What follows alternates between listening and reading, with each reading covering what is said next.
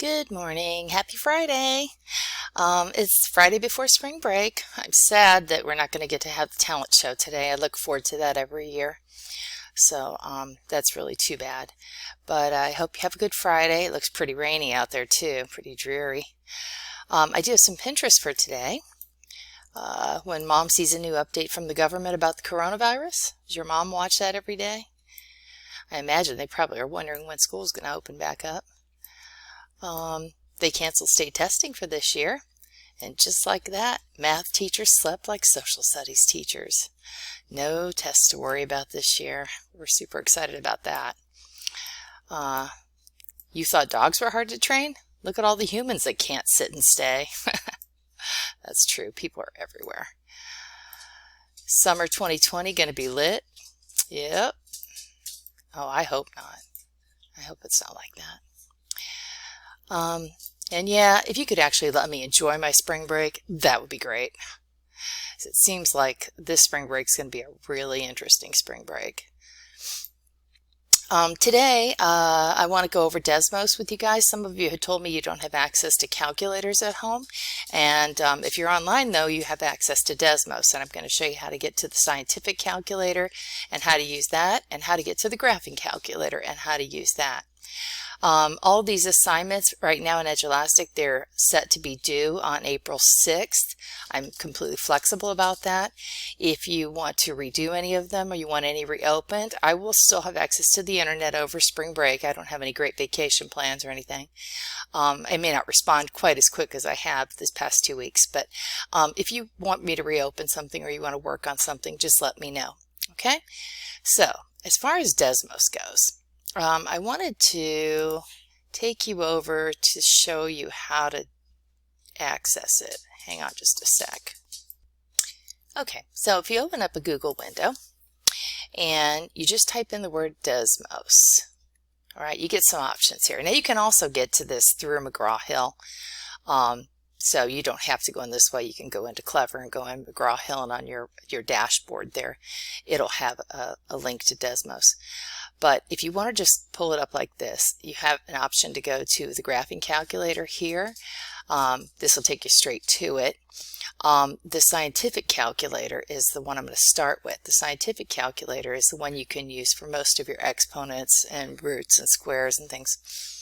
So that's the one that will be most useful for a problem like this. Okay. They also have a 4-function calculator, but it really only does 4 things. So it's not really useful for an 8th grader.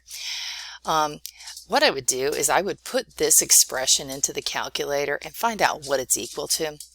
And then I would put all these into the calculator and see what they're equal to. Now, some of you, if you're really savvy on your laws of exponents, you're going to be able to figure this out the old-fashioned way using your laws of exponents.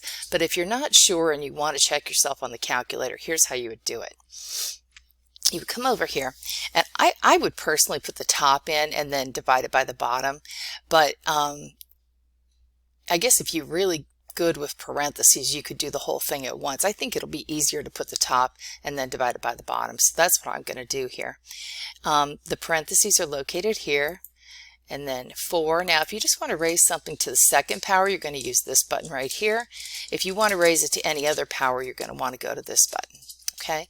So because 4 is raised to the 2nd power, we'll just use that button this time. And then we need an ending parenthesis. Now we want to raise that to the 4th power. So now we're going to use this other power button here. And you can see it gives us the ability to type in the other exponent. Now we want times 4, and we want to do to the 3rd power. So we're going to use this a to the b, so we can type in a power other than 2. And then equal. Okay?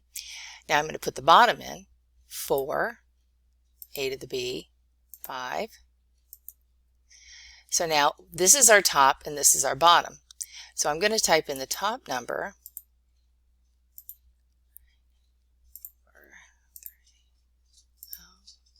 4, divided by the bottom number.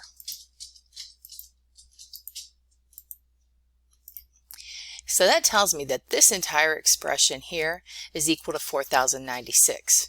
So any of these that are equal to 4096 are correct answers. Okay, we'll start with 4 to the 4th power. not 4,096.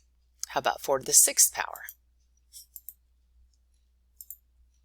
Ah, we have a winner. 4 to the 6th is one of the correct answers.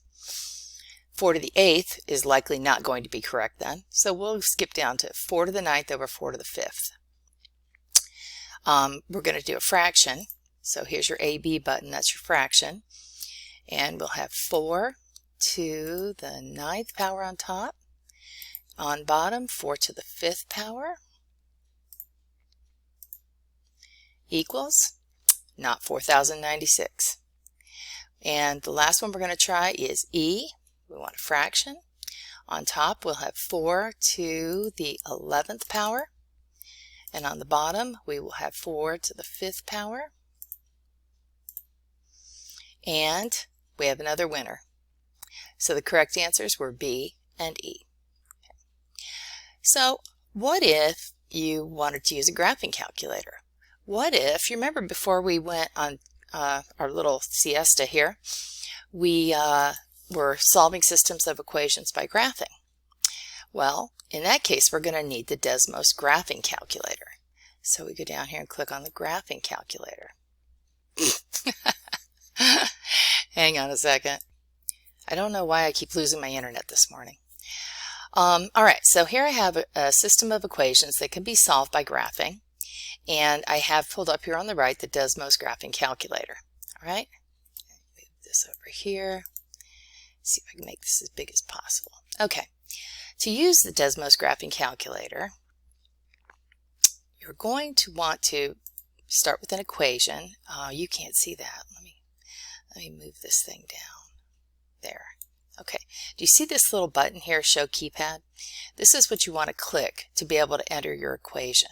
Okay, the first one is just y equals x minus 2 equals x minus 2. Okay, and that line represents that graph. To put in the second one, y equals negative, you hit the minus sign, and for the fraction you just go 1 divided by 3. The calculator knows you want a fraction. Click over here to put your x in, so it doesn't put the x in the denominator, and then plus 2. And then over here, this is the point that solves the system of equations. And if you hover your mouse over it, or your cursor over it, it'll tell you the coordinates of the point. So the solution to this system of equations is the point 3, 1. Pretty cool, right? I thought so. So I guess that's it. I hope you guys have a great spring break. I did post a really cute YouTube video on Google Classroom today. You guys should check it out. This little girl's a crack up. But I hope you all stay well, and I hope to get to see you after spring break. I miss you all. Bye.